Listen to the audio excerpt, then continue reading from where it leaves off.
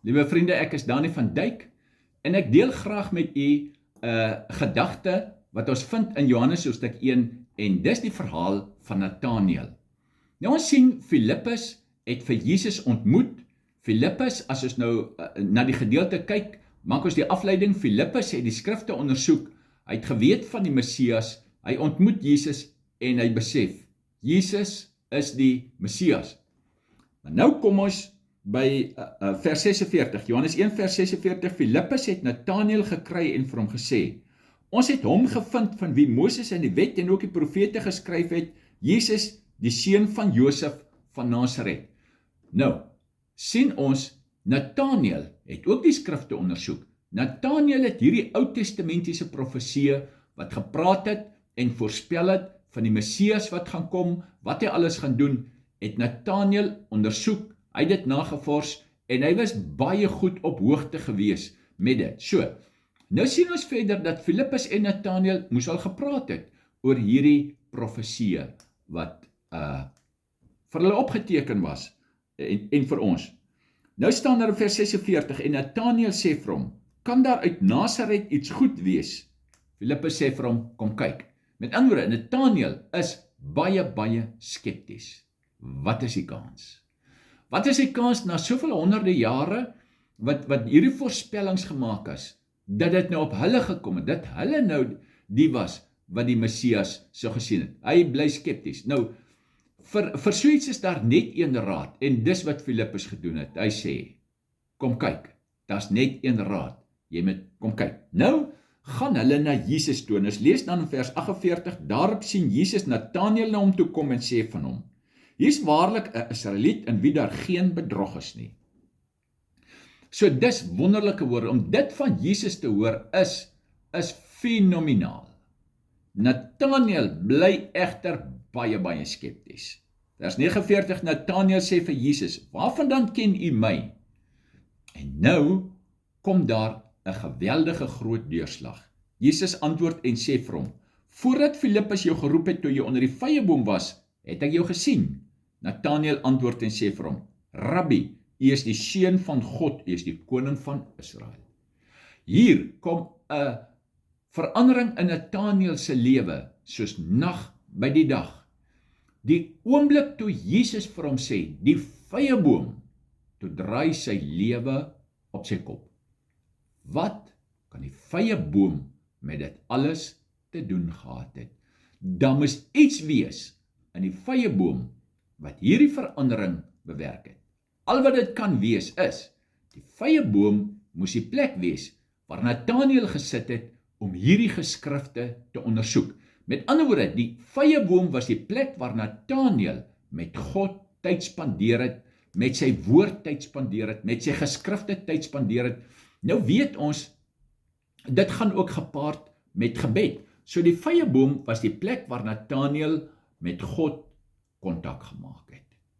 En is dit, toe Jesus vir hom sê, die vyeboom, ek het jou geken voor Filippus jou geroep het, toe jy onder die vyeboom was, met ander woorde, Jesus sê vir hom, ek het jou onder die vyeboom al geken.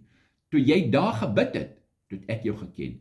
Toe weet Nathanael, dat hy weet, Jesus is God.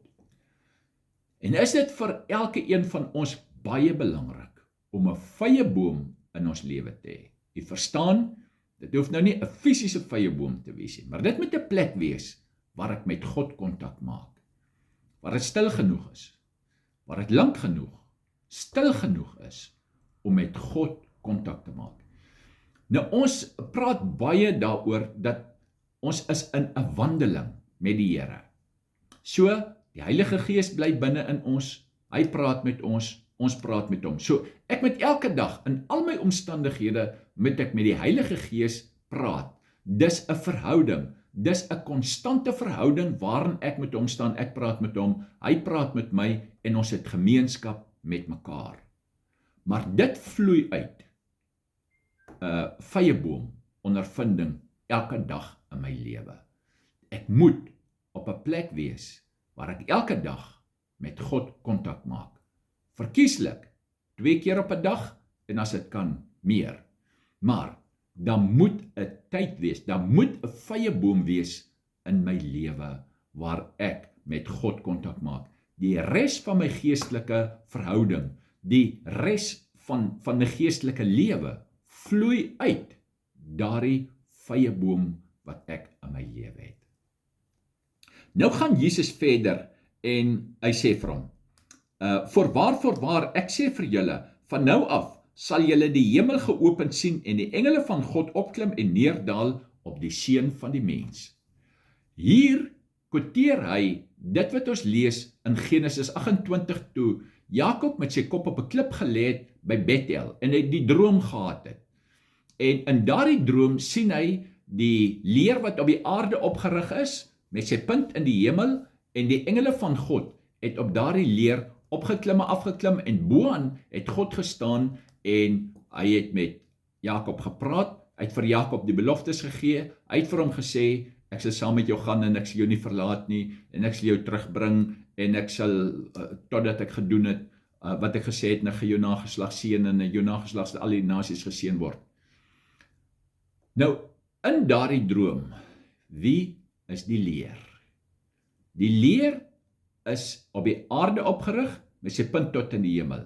Met ander woorde, die leer is die verbinding tussen die aarde en die hemel. Daar's net een verbinding tussen die aarde en die hemel, tussen mens en God, tussen die huis van die mens en die huis van God, en dit is Jesus. Met ander woorde, hier gee Jesus dan vir hom 'n verklaring van homself.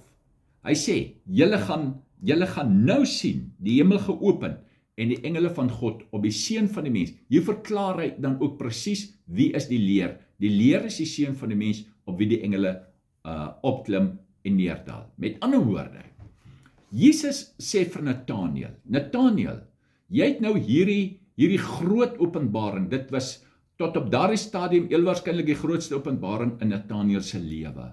Toe Jesus vir hom sê die vyeboom, met ander woorde, Jesus was by hom onder die vyeboom en Nathanael weet dit op daai oomblik. Hy sê maar jy sal baie groter dinge sien as dit.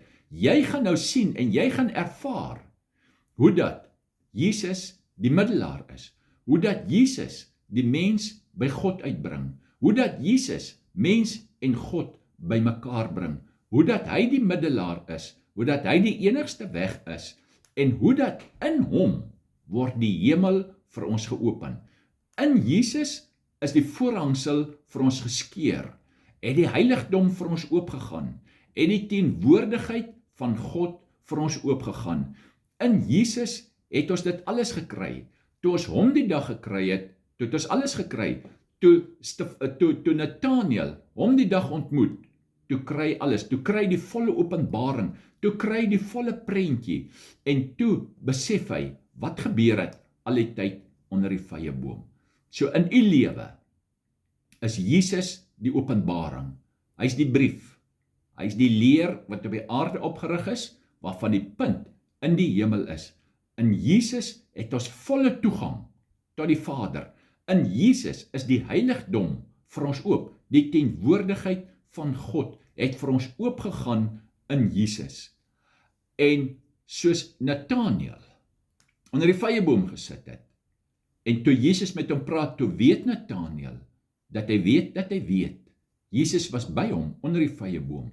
Daar waar u vyeboom is, waar dit nou ook al mag wees, moet u weet, Jesus is net so teenwoordig by u, onder u vyeboom, en wanneer u met hom praat, kontak maak, net so wil hy ook die geskrifte aan u openbaar, die profeseë, dit wat hy vir u 'n gedagte het, sy middelaarskap, hy wil aan u openbaar, dat die hemel vir u geopen is, die teenwoordigheid van God, die krag van God, die genade van God, ons het genade gevind, want ons het Jesus gevind. Mag hy ons help, mag hy ons groot genade gee, mag hy in elke een van u se lewe 'n vyeboom oprig, met 'n spits tot in die hemel.